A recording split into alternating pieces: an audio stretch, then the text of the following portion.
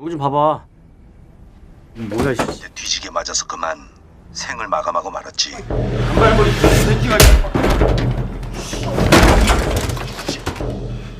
이거 움직이지 말라고.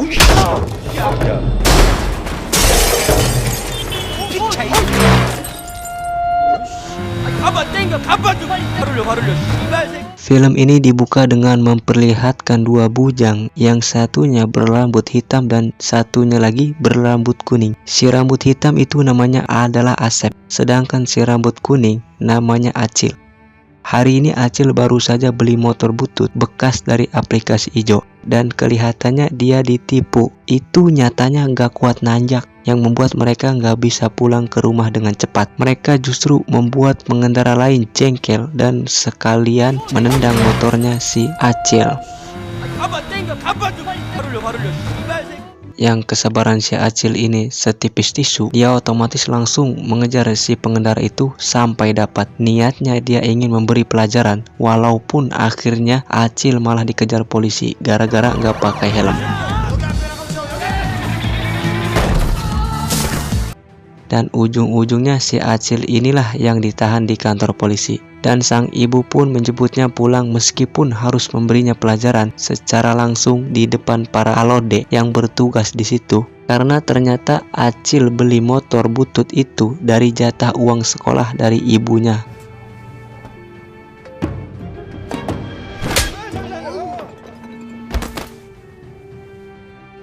Karena kesal gara-gara dimarahin sang ibu, esoknya Acil pun cerita sama Asep kalau dia mau pergi dari rumah. Acil enggak tahan tinggal sama ibunya sendiri. Jadi ia ingin membuktikan kalau dia yang putus sekolah ini masih bisa hidup mandiri. Acil pun kemudian pergi ke terminal bus dengan modal pas-pasan. Ia bahkan beli tiket paling murah biar bisa keluar kota, dan beberapa jam kemudian Acil tiba di sebuah kota kecil bernama Gunsang. Pertama kali dia menginjakan kaki di sana, Acil langsung bertemu dengan gadis berambut merah yang kelihatan di sini dia kecil dan lemah. Karena nyatanya si gadis berambut merah ini jauh lebih kuat daripada yang terlihat.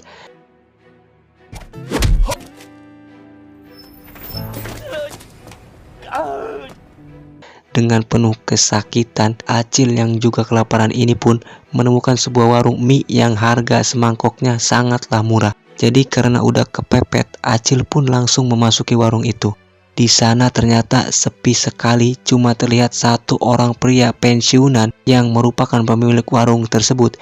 Setelah menyajikan semangkok mie buat si Acil, diam-diam si pemilik warung ini memperhatikan penampilan Acil yang kelihatan masih sangat bocah. Pemilik warung yang akan kita panggil Pak Bos ini curiga kalau Acil ini kabur dari rumah, dan dia pun menyarankan Acil untuk kembali pulang. Tapi sarannya itu nggak mungkin diterima Acil karena dia masih kesal dengan sang ibu, dan di tengah-tengah Acil sedang menikmati mie-nya.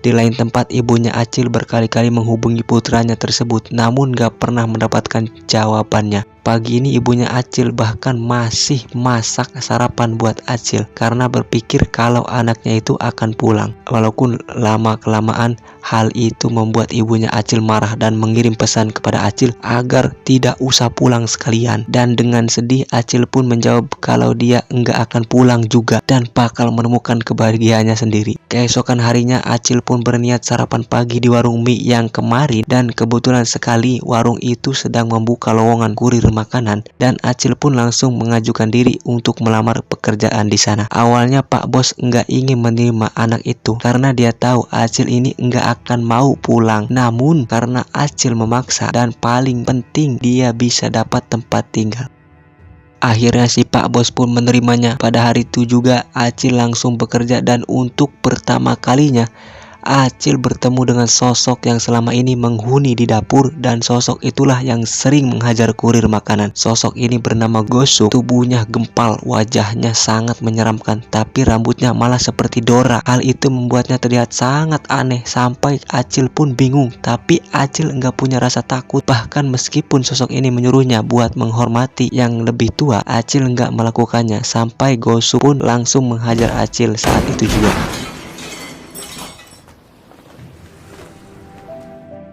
Bangun-bangun Acil menemukan dirinya udah tidur bersama Gosuk dan kurir makanan satunya yang bernama Guman. Dia kaget bukan kepalang karena seingatnya tadi dia masih menantang koki gempal itu berantem. Apalagi dia melihat Gosuk yang tidur dengan mata terbuka. Esok paginya Acil pun berniat kabur, namun enggak disangka Gosuk ternyata udah bangun dan akan menghajar Acil kalau bocah itu malah kabur dari pekerjaan pertamanya. Seketika Acil pun merasa takut, jadi dia membatalkan niatnya tersebut. Akhirnya begitu warung mie ini buka, Acil pun resmi menjadi kurir antar makanan. Pagi ini ia sudah mendapat tugas yang pertama dan Gosuk pun mengawasinya dengan ketat. Tapi karena Acil dasarnya adalah anak yang bengal, ia pun tidak takut kalau Gosuk bakal menghajarnya. Malamnya para karyawan warung mie ini beristirahat. Setelah seharian bekerja, mereka makan malam bersama dan momen ini dijadikan Gosuk buat ngasih nasihat kepada Acil. Namun bukannya menurut, Acil justru menantangnya dan tentu dengan gampangnya Gosuk bakal meladeni tantangan itu. Tapi ternyata tidak seperti dugaan kita semua. Gosuk si badan besar ini rupanya adalah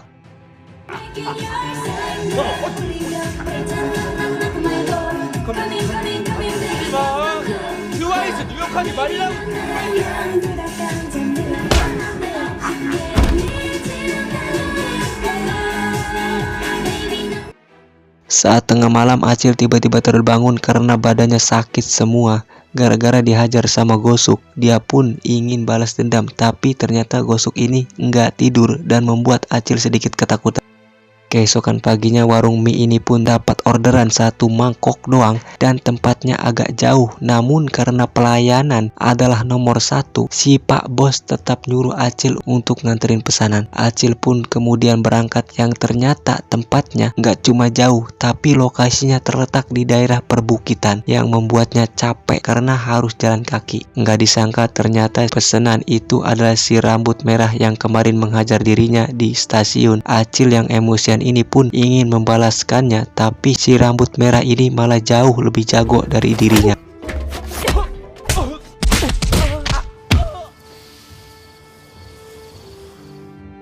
Sementara itu kita melipir dulu mundur ke beberapa hari ke belakang untuk menceritakan kisahnya Asep, sahabatnya Acil. Begitu Acil merantau ke Gunsan, Asep ini jadi sendirian. Sebenarnya nasibnya pun enggak beda jauh sama si Acil. Dia hidup dalam lingkaran kemiskinan dan tinggal bersama neneknya yang sudah pikun. Bahkan si neneknya pun lupa caranya bernapas. Enggak, untungnya aja belum lupa. Untuk itulah Asep juga harus bekerja keras sampai mengorbankan sekolahnya. Lalu pada suatu hari ketika Asep lagi jalan-jalan di sebuah pasar, tiba-tiba seseorang mendatanginya. Dia adalah kenalannya Asep yang sekarang sudah sukses. Saat melihat Asep yang tampak jelas sebagai seorang pengangguran, Dong Hua mengajaknya bekerja di perusahaannya. Pada hari berikutnya, Dong Hua mulai mengajak Asep untuk bertemu dengan kliennya, dan dari sini Asep mengamati kalau pekerjaan Dong Hua ini sangatlah mudah. Dia tinggal duduk lalu menerima uang yang katanya disebut bunga. Namun Dong Hua mengingatkan Asep kalau pekerjaan ini membutuhkan ketelitian. Salah sedikit aja bisa membuatnya terluka. Yang tanpa Asep sadari, Dong Hua itu aslinya adalah debt collector. Esok harinya Dong Hua mengajak Asep untuk menyebar brosur di tengah pasar, dan pada siang itulah Asep melihat ibu Acil ada di pasar dan kelihatannya sedang ada masalah. Dan tiba-tiba scene berpindah memperlihatkan Acil yang pingsan di taman setelah dihajar oleh gadis si rambut merah. Acil sempat linglung sesaat, namun yang membuatnya kesal adalah menyadari kalau si gadis itu membayar minyak kurang 10.000. Acil pun lantas pulang ke kontrakan, dan di sana Pak Bos langsung menegur Acil yang tiba-tiba menghilang saat jam kerja. Apalagi sekarang dia malah pulang terlambat. Namun saat melihat wajahnya Acil yang babak belur, Pak Bos jadi merasa kasihan. Berbeda dengan Gosuk yang langsung menertawakannya. Nggak lama kemudian tahu-tahu HP-nya Acil berdering. Rupanya Asep menelpon, dan dengan jahilnya Gosuk mengangkat telepon itu dengan pura-pura jadi Acil. 좀 봐봐. 뭐야 씨. 뒤지게 맞아서 그만 생을 마감하고 말았지. Tapi untungnya dengan cepat Acil mengambil HP-nya dan sekarang dia bisa bicara dengan sohibnya itu. Ternyata si Asep memberi kabar pada Acil tentang ibunya yang ada di pasar siang ini. Asep berpikir kalau ibu sahabatnya itu mungkin terlibat sebuah masalah. Namun Acil sama sekali enggak khawatir dan enggak peduli mendengar hal itu. Dia malah langsung mematikan telepon sahabatnya tersebut. Sampai sekarang Acil belum bisa menurunkan ego untuk menghubungi ibu kandungnya. Namun sebenarnya kalau boleh jujur, Acil ini cuma gengsi doang. Jauh di dalam lubuk hatinya dia ingin menanyakan kabar sang ibu. Tapi di saat dia ingin mengirim pesan, Acil selalu ingat kemarahan si ibu sampai ia merasa kalau sang ibu ini sangat membencinya. Gara-gara itulah Acil pun membatalkan niatnya untuk mengirim pesan. Dan di saat Acil terlelap tidur, Gosuk malah mengganggunya. Yang itu membuat Acil kesal dan mau nyebat di luar.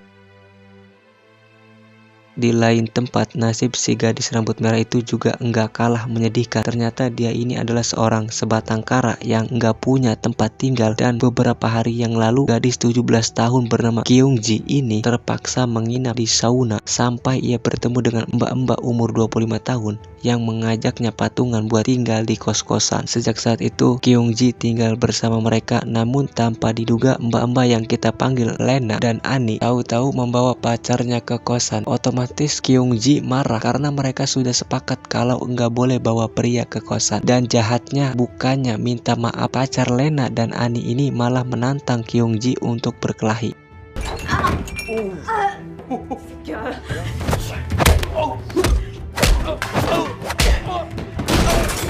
Keributan itu ternyata sampai membangunkan ibu kos dan ibu kos langsung otomatis mengusir mereka pergi. Kyungji pun langsung pergi juga dan mas-mas kurang ajar yang bakal kita panggil Dono dan Doni langsung mengejarnya. Kyungji pun berlari dengan sangat cepat. Dia enggak peduli mau lari kemana asalkan bisa terbebas dari para pria itu.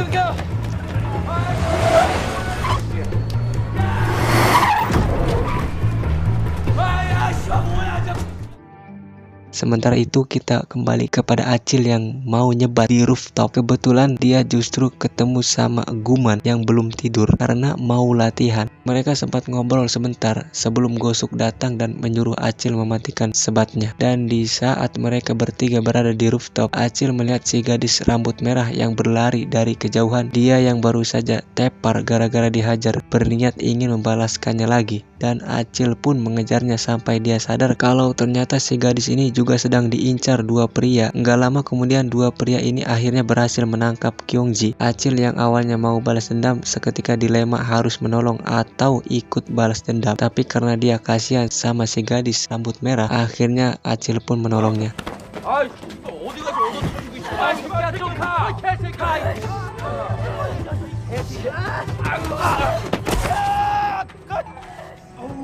Di sisi lain, Guman yang melihat Acil terkapar berniat menolongnya. Namun sialnya, senjata makan tuan. Acil sempat minta tolong sama Gosuk. Tapi pria berbadan gempal berwajah menyeramkan ini malah diam di tempat kayak koneksinya nge-lag. Untungnya keributan ini membuat satu RT bangun dan dua pria ini pun langsung kabur. Akhirnya Acil pun membawa Kyungji ke warung mie dan mengobatinya. Namun karena Kyungji merasa nggak enak, dia pun memutuskan pergi walaupun wajahnya masih terluka. Kyungji pun pergi. Ketika Kyungji pergi, Acil menyadari bahwa gadis itu nggak pakai sendal maupun sepatu. Jadi meskipun gengsinya setinggi langit, Acil memberikan sepatunya supaya kaki Kyungji nggak kedinginan. Keesokan harinya Acil pun mulai menginterogasi Gosuk yang ia anggap sebagai pengecut. Biasanya Gosuk selalu menghajarnya, namun di saat-saat genting seperti tadi malam, Gosuk malah tiba-tiba nggak bisa berantem sama sekali dan itu membuat Acil sangat kesal. Siang harinya Acil lagi-lagi diminta untuk nganterin mie ke tempat yang super jauh. Tapi sekarang Acil sudah enggak kaget karena yang pesan adalah si Kyungji. Rupanya Kyungji ini memesan mie karena ia juga ingin mengembalikan sepatunya Acil. Dan kabar baiknya sekarang Kyungji enggak pernah lagi mau menghajar Acil. Ia justru sangat berterima kasih karena Acil semalam telah menyelamatkan hidupnya. Malam harinya Acil pun mengantarkan makanan lagi untuk pesanan yang terakhir. Acil kembali ke warung mie dan ternyata Pak Bos lagi bagi-bagi uang gajian. Setelah mengalami susah dan senang bersama Pak Bos, baru sadar kalau Acil ini adalah pemuda yang bertanggung jawab. Begitu juga dengan Gosuk yang merasa terharu karena ternyata pemuda serampang itu mampu bertahan menjadi kurir makanan. Gosuk pun dengan semangatnya minta ditraktir sama Acil. Mereka berempat pun bersenang-senang sambil minum-minum khas Orsel, hingga Pak Bos pun mengingatkan Acil untuk segera pulang karena sebagai pemimpin Pak Bos masih berusaha mendidik para karyawannya, apalagi Acil yang belum genap 20 tahun. Meskipun sudah punya KTP, dia perlu dibimbing, utamanya biar enggak durhaka kepada sang ibu. Ketika sedang dinasihati oleh Pak Bos, dia malah salah fokus sama Gosuk yang terus mengganggunya, dan ujung-ujungnya mereka malah berantem sendiri. 손 털지 마, 이 개. Namun akhirnya Acil pun menuruti saran si Pak Bos. Keesokan harinya Acil pun pulang ke rumah, namun sama seperti biasanya, rumah Acil kosong karena ibunya pergi kerja. Dan juga sudah menjadi kebiasaan kalau sang ibu ini selalu meninggalkan makanan di meja untuk Acil makan. Dimana hal ini menandakan kalau ibunya Acil ini selalu berpikir jika anaknya pasti akan pulang. Sementara itu, mumpung si Acil ini lagi berada di sel, ia langsung bertemu dengan sahabatnya, yaitu Asep, yang kini penampilannya seperti orang kaya. Dengan bangganya, Asep menceritakan pekerjaannya yang bergerak di bidang keuangan, dan sesuai dengan doktrinnya Donghua, Asep menerapkan kalau pekerjaannya ini menolong orang-orang yang kurang mampu. Pada itulah Acil sadar kalau Asep ini bekerja pada seorang rentenir. Ia pun meminta Asep buat keluar dari sana karena pekerjaan itu nggak cocok buat Asep yang hati dan pikirannya terlalu polos. Namun Asep nggak mau keluar dari pekerjaan itu. Baginya gajinya sangat besar dan lebih dari cukup untuk menghidupi dirinya dan sang nenek. Dan beberapa hari kemudian setelah menemui Asep, sekarang Acil menemui ibunya yang ternyata berjualan roti panggang dengan nama Acil. Acil pun kesal karena namanya dipakai oleh sang ibu. Di sisi lain, ibu Acil juga marah karena Acil nggak kunjung pulang, dan dalam waktu singkat ibu dan anak ini pun bertengkar lagi, sama seperti sebelumnya. 나를 엄마라고 생각하긴 하는 거야? 아, 그러니까 지금 와서 이렇게. 되면 하기 싫어도 일해서 벌어 먹고 살아야 돼. 좀 믿어주면 안 돼, 좀? 아니 어떻게 하고 싶은 일만 하고. Untungnya akhirnya ibu Acil menyadari kalau dirinya ini terlalu kasar. Namun sayangnya Acil udah terlanjur sakit hati hingga dia pun memilih untuk pergi lagi. Tapi sebelum ia pergi, Acil berikan seluruh gaji pertamanya itu untuk sang ibu. Aneh ya, mereka ini saling berantem tapi saling sayang.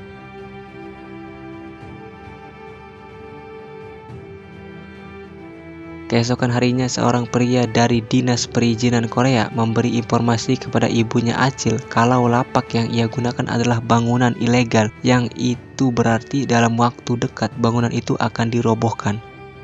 Sementara itu, ketika Acil kembali ke Gunsan, ternyata sekarang si rambut merah ikut bekerja di warung minyak Pak Bos. Untuk itu Pak Bos mengizinkan Kongji tidur di kamar belakang. Sesaat kemudian Acil protes karena dari dulu Pak Bos nggak pernah mengizinin dia untuk tidur di sana, karena rupanya kamar itu merupakan milik putrinya Pak Bos yang kini udah nggak ada, dan sampai sekarang Pak Bos belum benar-benar mengikhlaskan kepergian putrinya tersebut. Dan untuk menyambut Kyungji sebagai karyawan baru, Gosuk pun ngajakin mereka semua ke Inul Pista.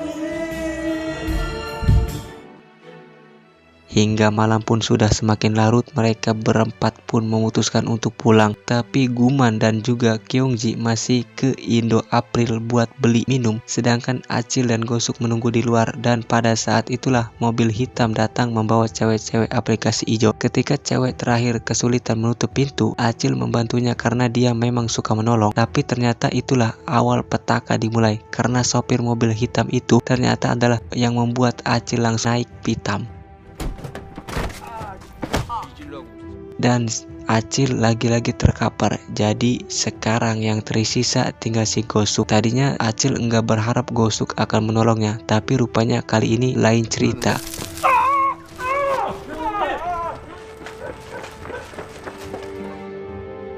Malam itu mereka semua pun berhasil kabur dari serangan Dono. Sialnya urusan itu belum selesai karena keesokan harinya Dono malah ngajak teman-temannya ke warung mie-nya Pak Bos dan mencari Acil dan juga Gosuk. Namun tentu saja mereka semua melawan. Sayangnya itu semua nggak cukup. Dono dan teman-temannya menyerang membabi buta hingga mereka menghancurkan guci abu mendiang putrinya Pak Bos.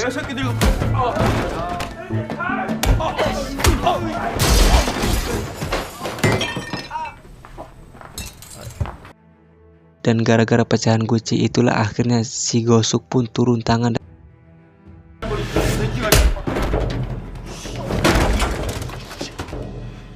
이거 움직이지 말라고.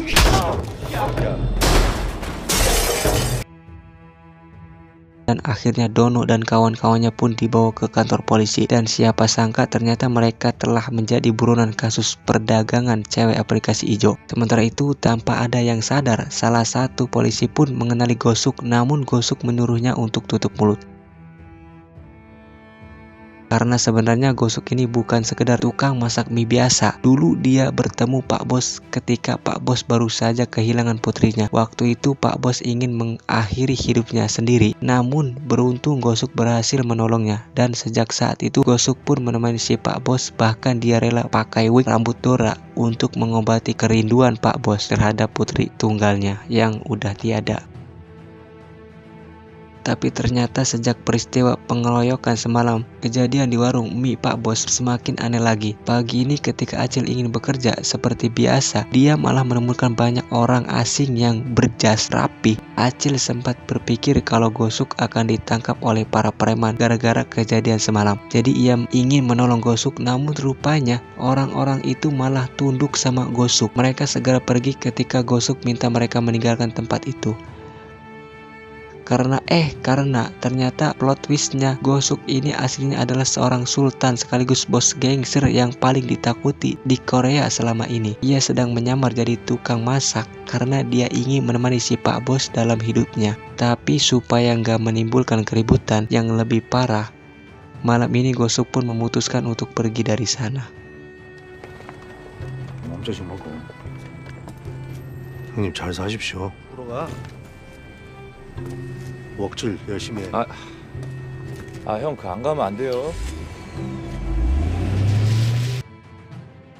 Sementara itu yang terjadi di Seoul juga nggak lebih baik daripada Gunsan. Malam ini Asep berniat mengunjungi ibunya Acil. Pada saat itulah ia baru tahu kalau lapak jualan ibunya Acil akan dirobohkan karena merupakan bangunan ilegal. Dan dengan cepat Asep langsung mengabari Acil. Ia pun meminta kawannya ini untuk menanyakan kabar sang ibu. Namun ketika Acil menelponnya, ibu Acil nggak mau mengangkat telepon. Akhirnya buntut dari kejadian pengerusakan warung itu, malam ini Pak Bos mengumumkan akan menutupnya untuk sementara waktu. Pak Bos pun akan merenovasinya selama 1 minggu dan ia pun memberi kesempatan pada seluruh karyawannya untuk berlibur atau setidaknya menyelesaikan urusan mereka masing-masing.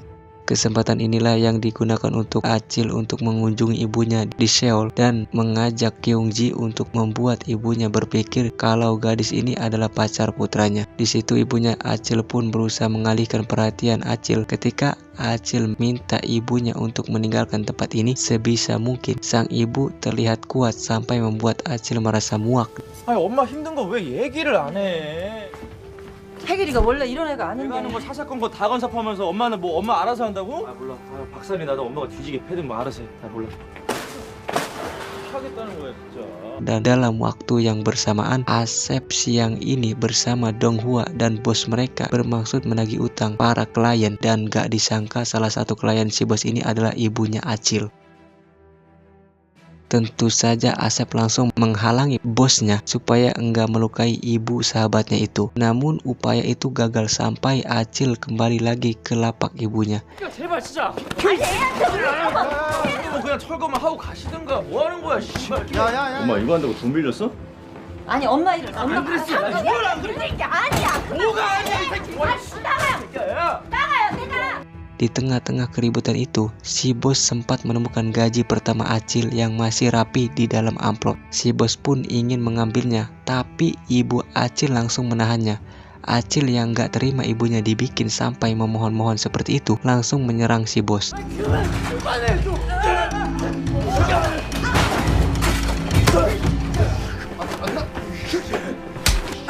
Dan gara-gara itu Acil pun terluka. Dan itu membuat sang ibu enggak terima dan langsung mengeluarkan jurus pamungkasnya.